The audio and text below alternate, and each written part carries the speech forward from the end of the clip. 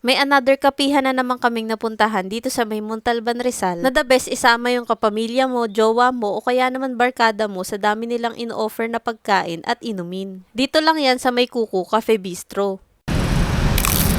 Located sila sa second floor ng RPL Building, JP Rizal, corner Bonifacio Street, Barangay Balite, Montalban, Rizal. Malapit lang sila sa munisipyo ng Montalban at halos tapat lang ito ng simbahan. Along highway lang ito kaya madaling hanapin. Pagpasok nga namin dito, talagang na-amaze kami sa dami nilang decoration. Kaya yung mga mata namin talagang napatingin sa bawat sulok nito. Meron nga rin pala silang mga upuan sa labas. At dito na lang namin napiling kumain. Sa mga pagkain nila, ito yung dalawang napili naming orderin. Itong Kuko Snack Barkada Treat at itong isa sa mga bestseller nila na Kuko Burger. At syempre, hindi mawawala at umorder kami ng dalawang kape. Sa Kuko Burger nila, pwede kayong mamili kung beef or chicken yung patty. Sa amin, beef yung pinili namin kasi ito daw yung bestseller. Sa isang order nga pala ng Kuko Burger, may kasama na itong fries. At sa palaman naman ng burger, meron itong mga gulay na kamatis, lettuce, pipino, may isang beef patty at sliced cheese. Sa sauce kami pinaka nasarapan kasi mustard yung ginamit nila. Masarap din yung pagkakaluto sa patty kasi juicy pa. Marerecommend ko rin talaga tong itry nyo kapag pumunta kayo dito. Yung isa pa naming in-order itong Kuko Snack Barkada Treat na may nachos, nuggets, fries, tofu, chicken poppers at may dip na ketchup at cheese. The best talaga to orderin kasama yung mga barkada nyo. May 5 ba naman kayong snack na pinagsama-sama sa isang bilao. Mapapasarap talaga yung pagkukwentuhan nyo dito habang kumakain at nagkakape. Siya nga pala guys, hindi namin to malalaman kung hindi dahil sa mga comment nyo. Maraming salamat nga po pala sa lahat na nag-recommend itong Kuko Cafe Bistro. Kagaya na nabanggit ko kanina, marami silang in-offer na pagkain dito. Meron din silang mga sikat na pagkain sa ibang bansa. Kagaya ng Pad Thai ng Thailand, Singaporean noodle, quesadilla at tacos ng Mexico. May mga Japanese rice bowl din sila at ramen. Sa sobrang dami nga ng choices ng pagkain dito, medyo nahirapan nga kaming mamili. Kaya ilalagay ko na lang sa comment section yung link ng buong menu nila para bago kayo pumunta, nakapag-decide na kayo. Habang pine-prepare nga in-order namin pagkain, pinabunot kami ng card dito na may lamang Bible verse. Kung ano man yung mabubunot nyo, sa inyo na yung card. Ang ganda nga ng naging unang experience namin dito sa Kuko Cafe Bistro. Ang babait ng staff, may masasarap na kape at masasarap na pagkain. Ngayon alam ko na kung bakit ang dami nagre-recommend nito. Kaya guys, kung naghahanap kayo ng masarap na kapihan dito sa may Montalban, try nyo rin dito. Kung meron pa kayo marerecommend na masarap na kainan dito sa may Montalban, pakilagay na lang sa comment section para yun naman yung next naming dadayuhin. At para updated pa kayo sa mga mapupuntahan namin, huwag nyo kalimutang i-follow ang aking mga social media accounts.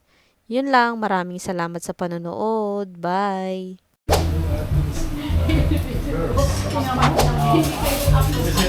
Sa amin,